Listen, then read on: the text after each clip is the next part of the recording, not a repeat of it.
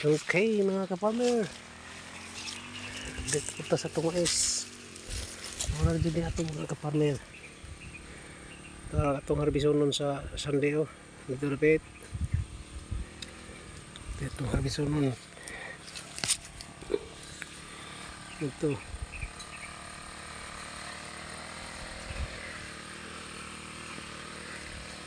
Kini sa mitin, April 10 pa ni mga kaparmer. Kini din hiya lapit. Ito dito Sunday harvest.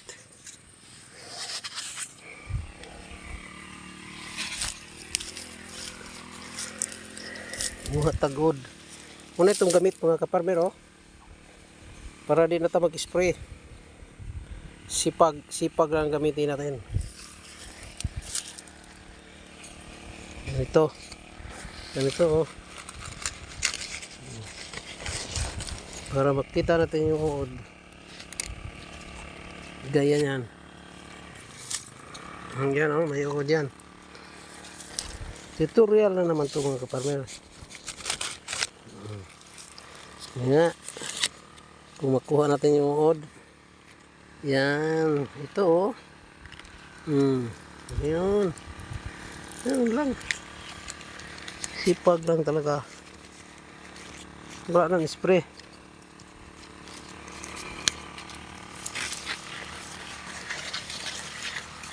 Araw-araw natin ginagawa to. Tinitingnan natin yung bawat puno kung mayroon bang nakatirang borders. Pag mayroon, kukunin talaga natin, palayasin. Kagaya niyan.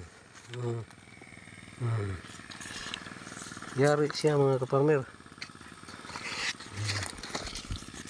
Ito lang gawin natin para madali tayo matapos, hindi pa magastos. Sipag lang.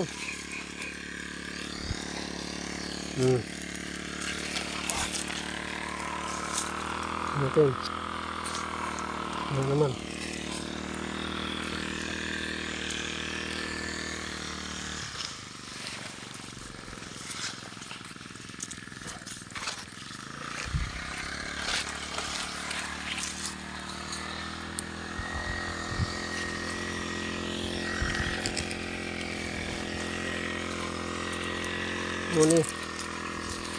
Muni teknik mga kaparmer ha.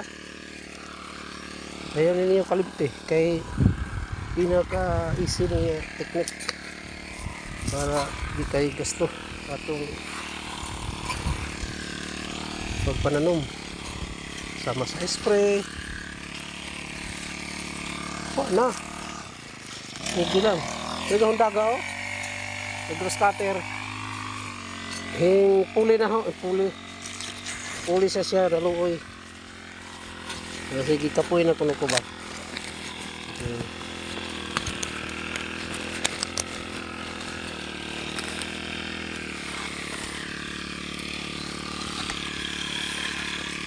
Nakay makahimo ani mga kaparmer. Kani hong daga sa kakugihan. Apa ha? Samtang ako nag-service sa mga old mga kaparmer. Ipulis sa ning hong daga. Oh, naman yung daga oh, tanawa. Hiro wag starter mga kaparmer. Oh. Gi, padat. Tanaw na to. Oh, sigot.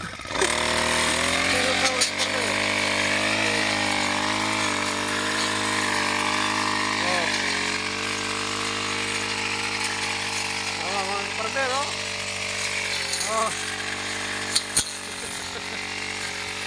Daga na mga kaparmer. Muna yung atong manangkiti. Oh, master ka yung mag-skate sa mais oh. Why sipiat. Oh. Ito naman aw. Ikot eh. Ito na. Puli siya mga kaparmer kaya naguha ko good. Bang.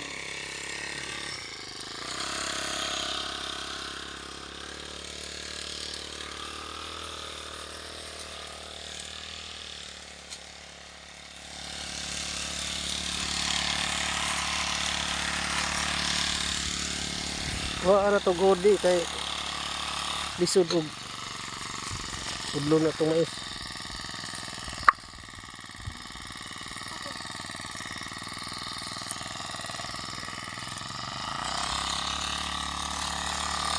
Oh, yun na siya mga kaparmer.